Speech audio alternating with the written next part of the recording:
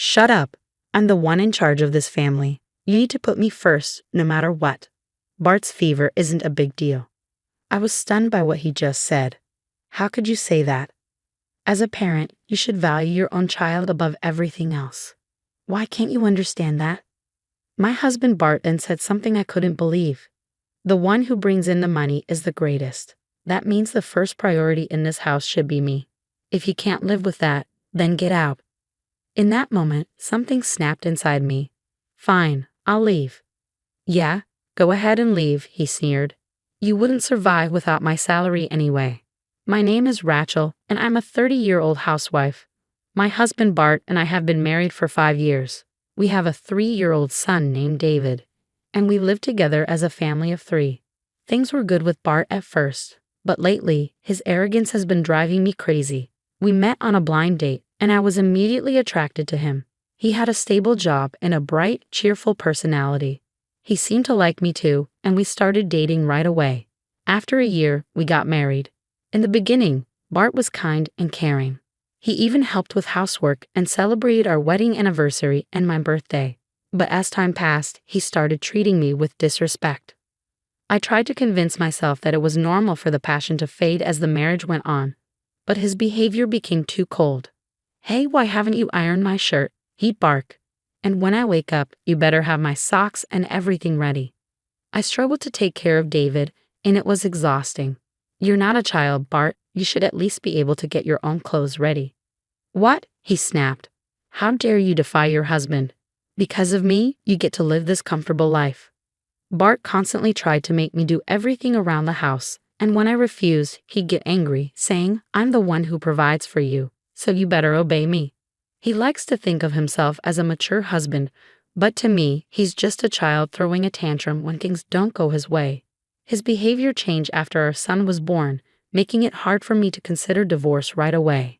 But I had another major issue with Bart. He barely contributed to the family budget.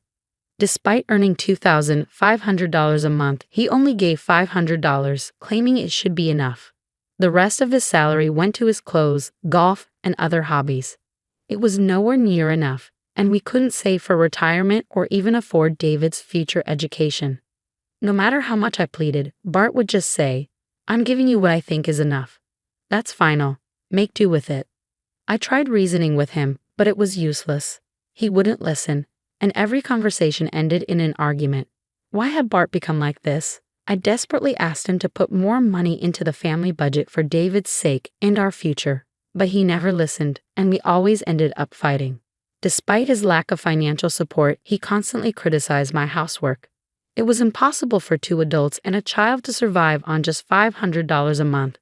So I had no choice but to cook small portions or make cheap, easy meals with the most affordable ingredients. We often ate the same dish repeatedly because of this. But even then, Bart would complain, saying, You're a useless wife who can't even cook properly. Our relationship was deteriorating rapidly. I thought I had been handling everything pretty well, at least until David turned 3. But then something happened that made me realize I had finally reached the end of my patience. One evening, David was unusually quiet, and I suspected something was wrong. I placed my hand on his forehead and felt that he was burning up. Alarmed, I took his temperature and saw that he had a high fever. Without hesitation, I rushed him to the hospital. It was late, so we had to go to the emergency room. Unfortunately, the timing wasn't great. There were many patients, and we had to wait a long time. We'll be called soon. Hang in there, I reassured David, who was clearly in pain, as we sat in the waiting room. After what felt like an eternity, the doctor finally called us in. He examined David, gave me some medicine, and sent us home. Once we got back, I prepared a simple meal for David, gave him his medicine, and put him to bed, cooling his forehead with a damp cloth. I felt a small sense of relief wash over me. It was the highest fever David had ever had, and the whole ordeal left me exhausted, both physically and emotionally. Just as I was about to collapse on the couch, I heard the sound of a key turning in the lock. Bart was home. I'm home, he announced. Welcome home, I replied, trying to muster some energy. Hey, where's my dinner? He demanded. Oh, I'm sorry. I'll make it now, I said, struggling to get up and head to the kitchen.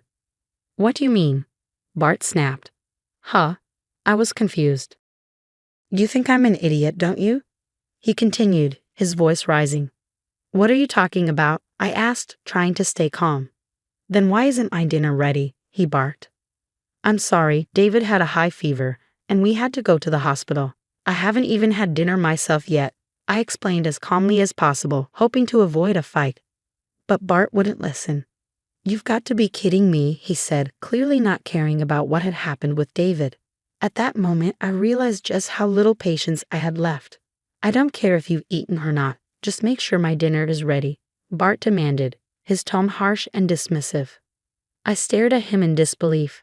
How can you say that? David just had a sudden fever, you know. Shut up. I'm the one in charge of this family. You need to put me first, no matter what. Bart's fever isn't a big deal. I couldn't believe what I was hearing. How could you say that? As a parent, you should value your own child above everything else. Why can't you understand that? Normally, when you find out your child has been taken to the hospital with a high fever, the first thing you do is worry about them. But instead of showing any concern, Bart said something unbelievable. The one who brings in the money to this family is the most important. That means I come first in this house. If you can't accept that, then get out. Something snapped inside me at that moment. No matter how disappointed I'd been in Bart, a small part of me had always hoped he would go back to being the kind husband he once was. But it was clear now there was nothing left to hope for. He was finished as a parent, unable to put his own child first. I couldn't accept his mentality that the one who earns more money is somehow more valuable. Fine, I said, my voice steady. I'll leave. Yeah, get out, Bart responded, indifferent to what he was losing. You wouldn't survive without my salary anyway, Bart sneered. Well then, I'll be eating out tonight. You should just go back to your parents' house and cool off. With that, Bart left the house, leaving me to wonder if he really thought I was just a helpless housewife incapable of doing anything on my own. But I was determined to prove him wrong. While Bart was gone, I packed my bags. David still had a fever, so I decided to wait until he felt better before making any moves. I got everything ready to leave at the first opportunity, then went into the room where David was sleeping to care for him. The next morning, David's fever had finally gone down, and he was still peacefully asleep. After wiping off his sweat and dressing him, I headed to the kitchen for breakfast, only to run into Bart on his way to work. He smirked when he saw me. What, you haven't left yet? I can't until David is feeling better, I replied calmly. You can't really afford to leave, can you? You're just a jobless housewife. You're doomed, he laughed before walking out the door. His words fueled my anger even more. How had he become such a horrible man? When we were dating and early in our marriage, he had been at least a little kinder and more considerate. What had happened to that man? As I stood there, lost in thought, my son woke up. Mom, I'm hungry. Are you feeling better now? I asked, concerned. Yeah, I'm feeling much better, he said with a smile. Seeing that David was better, I knew it was time to act. After breakfast, I called my parents and asked them to pick us up. I packed our things into their car, and by mid-afternoon, we were already at my parents' house. The moment I stepped inside, all the strength I had been holding onto seemed to drain away. I felt dizzy and almost fainted, which worried my parents. Are you okay, Rachel? They asked, concern etched on their faces. Yes, I'm sorry, I replied, trying to steady myself. I think I've been trying to stay strong this whole time to protect both David and myself. Wow, Bart must have really put you through a lot, my mom said, her face full of concern. Yeah, it was definitely more than just moral harassment, I replied, the weight of the truth sinking in. It was that bad, huh? My dad asked, clearly shocked. Before I could respond, David called out, Grandpa, let's play together. Yes, my dad said with a smile. Let's do that. How about we go buy some snacks? Oh, snacks. I want some. David exclaimed, his excitement contagious. My dad took David outside, giving me a much-needed break. You should lie down and rest, my mom said as she handed me a blanket. Thank you, I said, grateful for her kindness as I curled up under the blanket and drifted off to sleep. When I woke up a few hours later, the evening had settled in, and the house was filled with the delicious aroma of my mom's cooking. I made my way to the dining table, where a colorful array of dishes awaited us, each one looking more appetizing than the last. The reason Bart came over was definitely not to apologize.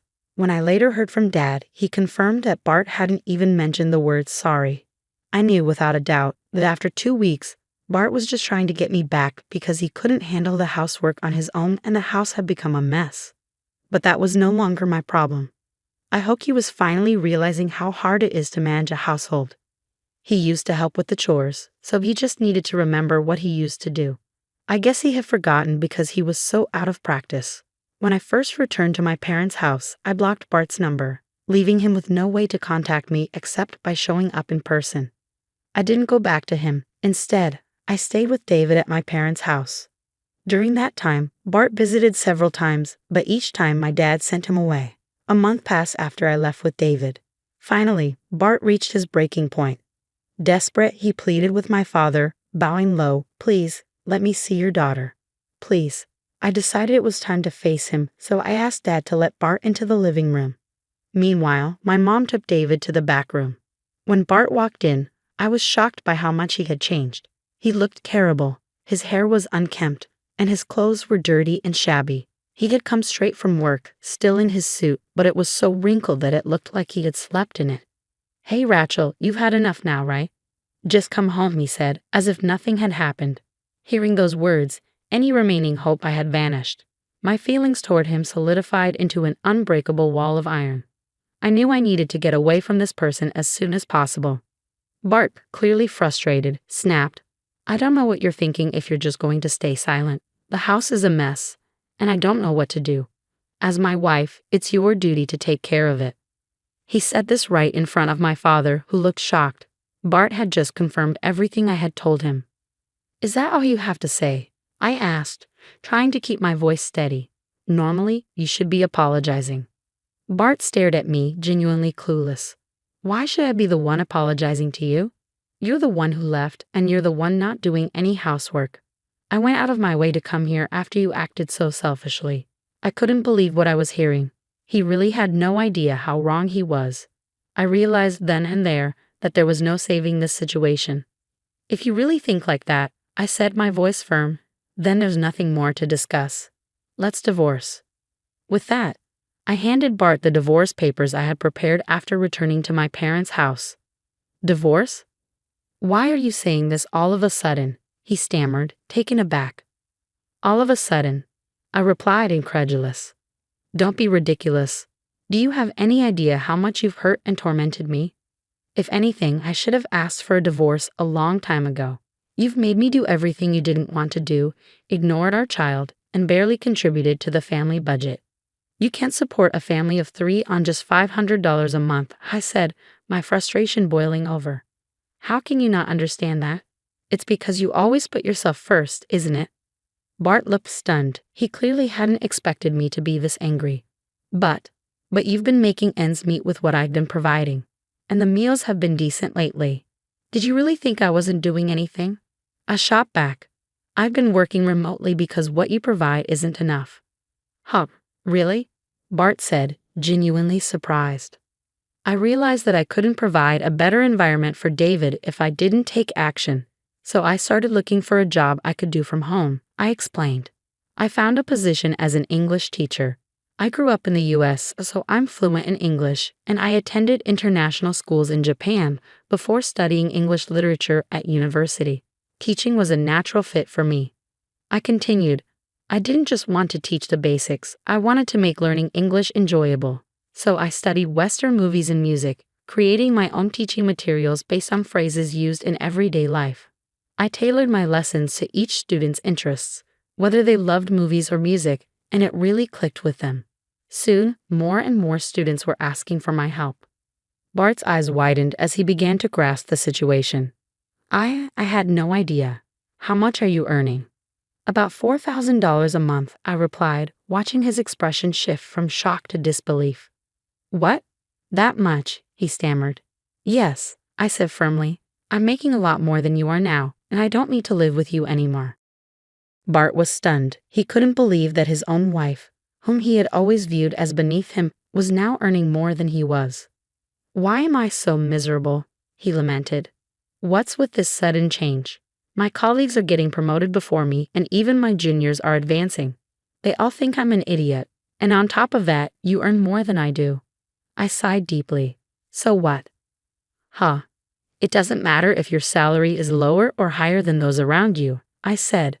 What's most important is whether you and your family are happy. For David and me, it doesn't matter if you're not being promoted. What matters is that you make time for us and ensure you can provide for us with what you have. I continued, I don't want you to hurt me just to protect your own pride. Shut up. A man's got to fight his own battles, Bart retorted. At that moment, my dad, who had been silent until now, spoke up. So you're trying to boost your own self-esteem by taking out your stress at work on my daughter. You spend money on your hobbies and clothes to relieve your stress, while neglecting your family. Bart shifted uncomfortably at my dad's words. My daughter and grandson deserve better, Dad continued, his voice firm. The most important thing for a husband and father is to be a pillar of support for his family. But you've only thought of yourself. I can't entrust my precious daughter and grandchild to someone like you any longer. Now sign the divorce papers and leave. Dad's anger was palpable. He had tried to remain calm for my sake, but he had finally reached his limit. Bart signed the divorce papers, trembling under the intensity of my father's anger. After a hasty, "Oh, I'm sorry," he left quickly. And just like that, our marriage came to an end. Later, a mutual friend informed me about Bart's claims. He was telling people, I dumped my wife because she was useless. But at work, everyone was already familiar with Bart's reputation. They dismissed his complaints, knowing full well what kind of person he was. No one wanted him as a boss, so he remained stuck in his position with no promotions for years. One day, a new employee asked Bart, "You've been here for years and haven't been promoted? Are you just a new graduate who joined recently?" Bart was ridiculed and left early, his face flushed with embarrassment. It seemed clear to me that once someone becomes an adult with a twisted personality, it's not easily fixed. Determined to raise David with love and care, I vowed to use Bart's example as a lesson in how not to behave. David, with his bright and carefree smile, seemed worlds apart from Bart. To protect that wonderful smile, I promised myself I would work hard every day. Bart's foolishness and need to protect his own petty pride had only led to the destruction of his family's happiness. Yet, I was grateful that I managed to divorce him swiftly. With the money I earned, I was confident I could support myself and David. I was optimistic about our future and hoped we would continue to thrive and find happiness together. Thank you for watching until the end. Please subscribe to our channel and we'll see you in the next video.